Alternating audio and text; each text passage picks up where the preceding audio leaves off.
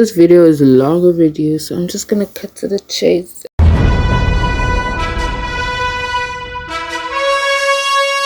Season 2 ended with Mark reuniting with his father and discovering his half-brother, which his mother now is raising.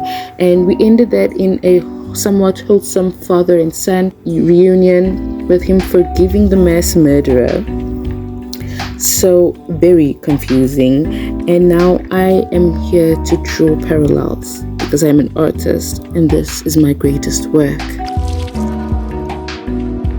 Cecil Stedman, the current director of the GDA, is a character that I have grown to respect and love within the Invincible universe.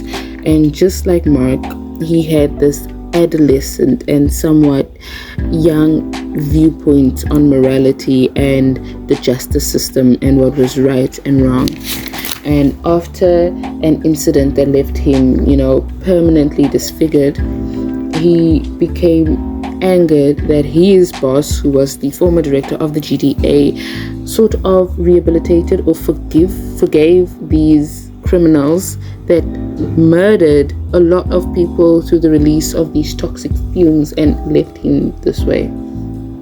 And he shot them, rightfully so, because he is angered and ought to seek revenge. Now, even with his backstory and after watching the episode of him speaking to D.A. Sinclair, I immediately thought, well, he's smart, which is something Mark cannot seem to comprehend. In a world that has been threatened by what is known throughout the galaxy as the greatest colonizers to ever exist and fly in a spaceship, I must just let scientific genius and talent waste away in a rat-infested Arkham Asylum-like prison. And for what? I need to use his IQ levels and his geniuses to help fortify Earth's defenses against these aliens that have already told you of their arrival. I must just let him sit in a cold cell. Why should I do that? And with Cecil, he has been through the same moral plight as Mark in his earlier days, working with the GDA, and honestly, it's the growth and age that shows a contrasting difference between both characters.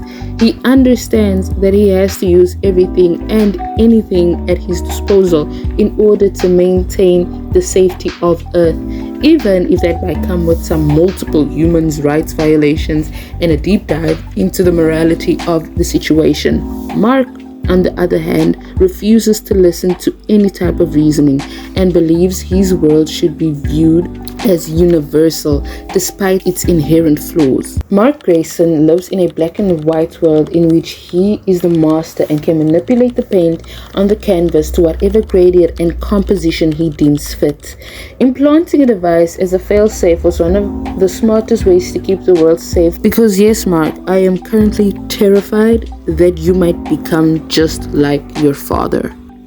And this is why I say we should all collectively say sorry to Amber, because throughout the entire first 2 seasons, she has been the only character, despite obviously Debbie and Cecil, who has checked him on his behavior and made sure he was held accountable for his actions and what he has done in the scope of their relationship and other things.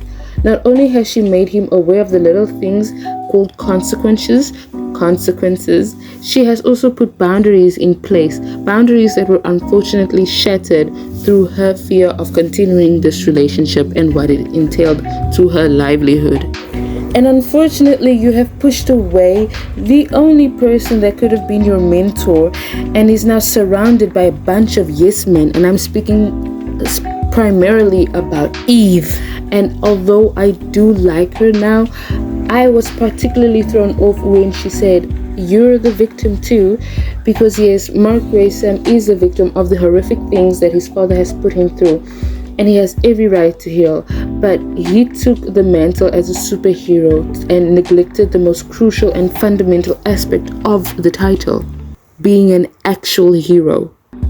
Throughout the entirety of season 3, he naively showcased in 4K without the scapegoat of Amber or any other character his lack of self-awareness and accountability, his inability to empathize without making it about him, and most importantly, his double standards in regards to villains like Sinclair or Darkwing being reformed. To wrap up, I did quite like the season despite Mark being whatever he is right now, and I am patiently waiting for the next one, even though I did spoil myself for reading the comics and knowing what's happening within the fandom space. Guys, hope you liked the video. My nose is blocked. Ooh, he's sexy. Ciao.